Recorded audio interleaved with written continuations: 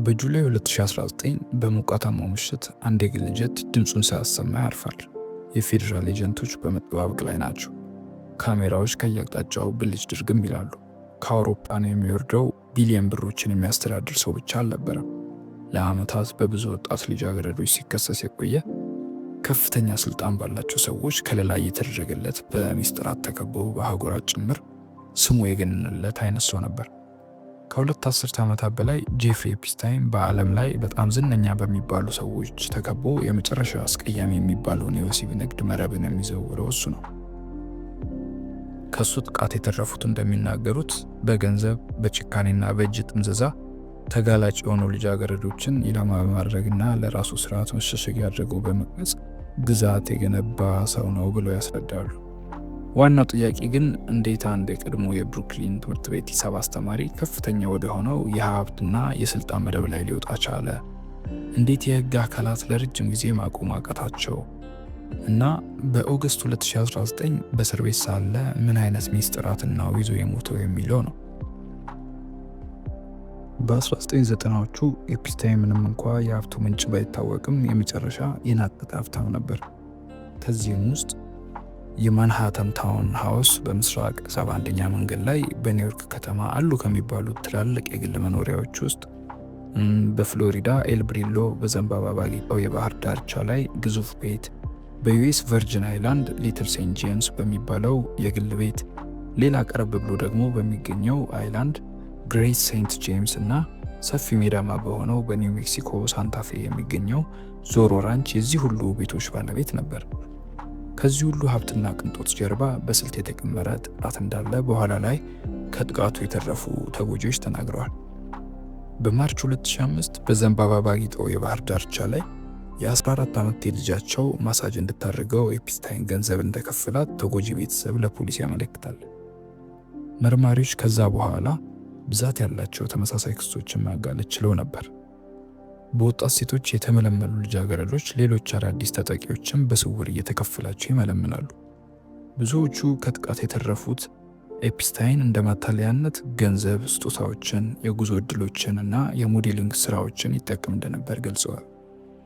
የፖሊስ መዝገብ እንደሚያሳየው ተመሳሳይ አካሄድ ነው። መጀመሪያ ልጃገረዶች ወደ ኤፕስታይን መኖሪያ ቤት ይጋብዛሉ፣ ማሳጅ እንዲያደርጉ ይነገራቸዋል። ከዛ በኋላ በግዴታ ወደ ወሲባዊ ድርጊት ይገፋፋሉ።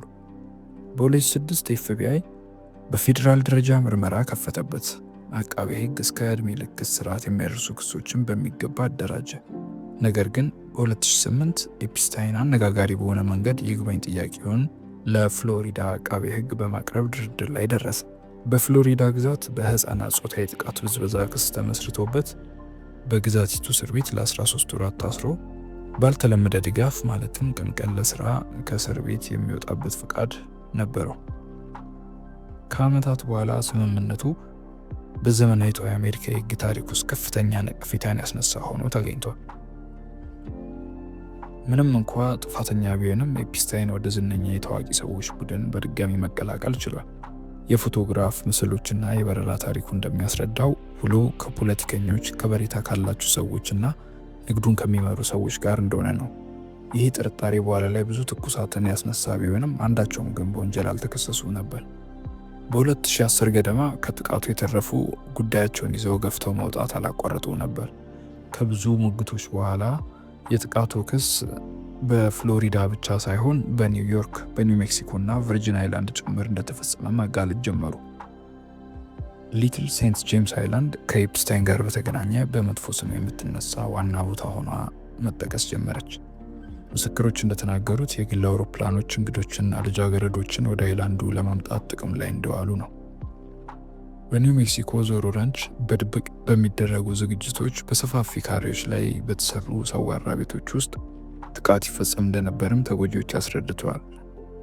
የፍርድ ቤት ሰነዶች ይህ ድርጊት ማለትም ወጣት ልጃገረዶች ተመልምለው እርዳታ ማግኘት ወደማይችሉበት ቦታ መነጠልና አንዳንድ ጊዜም እነዚሁ ተመልማዮች ሌሎች ልጃገረዶችን መልማይ የሚሆኑበት ስርዓት ለብዙ ዓመታት ሲደረግ እንደቆየ አሳይቷል። የኤፕስታይን የቅርብ አጋሩ ጂስሌን ማክስዌል ምልመላውን በመደገፍ ልጃገረድ ሴቶችን በመደለልና ለወሲብ ንግድ በማቅረብ ተከሳለች። አቃቤ ሕግ በኋላ ላይ ጥቃቱ ምንም እንዳልሆነ በማሳመን የወጣት ተጎጂ ልጃገረዶችን እምነት ያገኘች ቀንደኛ ተዋናይ ነች ሲል ፈርጇታል። በጁላይ 6 2019 ኤፕስታይን ከፓሪስ ተመልሶ በኒው ጀርዚ ቴተርበሮ አየር ማረፊያ በቁጥጥር ስር ከዋለ በኋላ የፌዴራል አቃቤ ሕግ በኒውዮርክ በልጃገረዶች የወሲብ ንግድና ወንጀል ክስ አቅርቦበታል።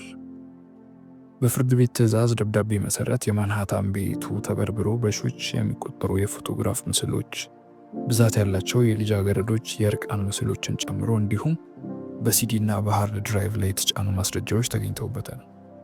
ኤፕስታይን ጥፋተኛ አይደለሁም ብሎ ቢሟገትም የፌዴራል ዳኛው ከሀገር የመውጣት አደጋውንና የክሱን አደገኛነት ከግምት ውስጥ በማስገባት የዋስ መብቱን አነሳበት።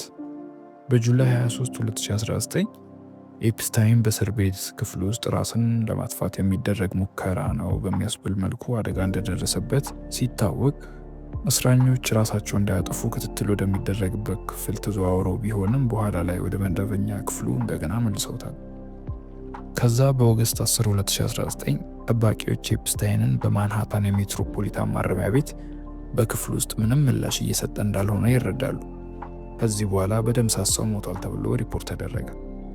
የኒውዮርኩ ሕክምና ቡድን ራስን በመስቀል የተደረገ ግድያ ነው ብሎ አስረዳ።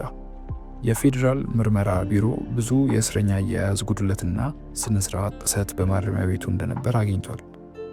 ጠባቂዎች የመረጡትን የታሳሪዎችን ክፍል ፍተሻ ሆን ብለው እንደማያከናውኑና የደህንነት ካሜራዎች እንደተበላሹ አሊያም ሙሉ ቅጂ እንደሌላቸው ደርሶበታል። ምንም እንኳ የሚመለከታቸው መስሪያ ቤቶች መግለጫ ቢያወጡም በህዝቡ መሃል የሚናፈሰው ጥርጣሬ በመላምት የሚሰጠውን ሴራ ማቆሚያ ሳጥቶታል። እስከ ዛሬ ቀን ድረስ ራሱ እንዳጠፋ የሚያስረዳ ታማኝ ማስረጃ አልተገኘለት። ከኤፕስታይን ሞት በኋላ ትኩረት ሁሉ በሱ መረብ ላይ የተዘረጉትን ወንጀሎች ተጠያቂ ስለማድረግ ሆኗል። በዲሴምበር 2021 ጂስሌን ማክስዌል በፌዴራል ፍርድ ቤት በወሲብ ንግድ ሴራና ልጃገረዶችን ለህገወጥ የወሲብ እንቅስቃሴ ከቦታ ቦታ በማዘዋወር ወንጀል ጥፋተኛ ተብላለች። በኋላ ላይም የ20 ዓመታት እስር ተፈርዶባታል። እንደ አዲስ የሚወጡ ሰነዶች የሚያሳዩት በ2020ዎቹ በሺዎች የሚቆጠሩ የኢሜል ገጾች፣ ምስክርነቶችና የገንዘብ ዝውውሮች እንደተገኙ ነው። ሪፖርቶች እንደሚያሳዩት ኤፕስታይን ዋና ዋና ከሚባሉ የገንዘብ ተቋማት ጋር የባንክ ሂሳብ በመክፈት እያንዳንዱን እንቅስቃሴውን እንዴት ባንኮቹ እንደሚቆጣጠሩለት ነው። የህግ አስፈጻሚ አካላት እንደገለጹት በስፋት ከሚናፈሰው መላምት ውጪ የተጨበጠ የደንበኞች ስም ዝርዝርም ሆነ ከዝነኞቹ ሰዎች ጋር በተገናኘ የተያዘ የሰዎች ህገወጥ ዝውውር ማስረጃ እንዳላገኙ ነው። ቢሆንም ግን በቀጥታ በጥቃቱ ላይ የተሳተፉትን ግለሰቦች በካሳ ማስከፈል ሂደት ውስጥ ተጠያቂ ማድረጋቸውን ቀጥለዋል። ከጥቃቱ የተረፉ ተጎጂዎች በኤፕስታይን የእጅ ጥምዘዛ ምክንያት የሞራል ጥቃት፣ ለዓመታት የሚዘልቅ የስነ ልቦና ጠባሳ፣ ሀፍረትና ፍርሃት እንደደረሰባቸው ተናግረዋል። ብዙ ሰዎች ሀብቱና ተጽዕኖ አቅም እንዳይኖራቸውና አፋቸውን ይዘው እንዲቀመጡ እንዳደረጋቸው ይናገራሉ። ዛሬ ላይ የኤፕስታይን ንብረቶች የሚስጥራዊነት መገለጫና ያልተመለሱ ጥያቄዎች ማሳያ ሆነው ይጠቀሳሉ። እነዚያ ግዙፍና ቅንጡ ቤቶቹ ግማሾቹ ተሽጠዋል፣ ቀሪዎቹ ደግሞ ለካሳና አሁንም እንደ አዲስ በሚወጡ የሰነድ ግኝቶች ምክንያት በምርመራ ላይ ሆነው የኤፕስታይንን የኋላ ታሪክ እያጋለጡ ይገኛሉ። የጄፍሪ ኤፕስታይን ተጽዕኖ የአንድ ሰው ብቻ አልነበረም፣ የስርዓት መውደቅን ተከትሎ የመጣ እንጂ። የፍትህ ስርዓቱ የአንድን ባለስልጣን ግለሰብ ለዓመታት ከተጠያቂነት ነፃ እንዲወጣ የፈቀደ መሆኑ ማሳያ ነው። ተቋማት የማስጠንቀቂያ ምልክቶችን እያዩ ሆን ብለው ያለፉት መሆኑ ነው። ማህበረሰቡም ቢሆን ምን ያህል ሀብትና ተጽዕኖ አድራጊነት የሚያጸይፉ ወንጀሎችን ውጦ እንዲቀመጥ እንዳስገድደው የሚያሳይ ነው። ከዚህ ሁሉ ግን በጣም ወሳኝ የሆኑት ድምጾች የእነዚያ ከጥቃቱ የተረፉና የድብቁን አለመገወጥነት በድፍረት አጋልጠው እውነትን አደባባይ ላይ ማሳየት የቻሉት ናቸው። የጄፍሪ ኤፕስታይን ታሪክ እንደ ማስጠንቀቂያ ደውል ነው። ስልጣን ከተጠያቂነት ጋር ካልሆነ በግልጽ የሚደረጉ አረመኔያዊ ድርጊቶችን እንደሚያሳውር ማሳያ ነው። እዚህ ድረስ ከተከታተሉን ከልብ እናመሰግናለን። ቻናሉን ሰብስክራይብ ማድረግ፣ ለወዳጆ ማጋራቶን አይርሱ። እኛ እዚሁ ላይ አበቃን። በቸር ቆዩን።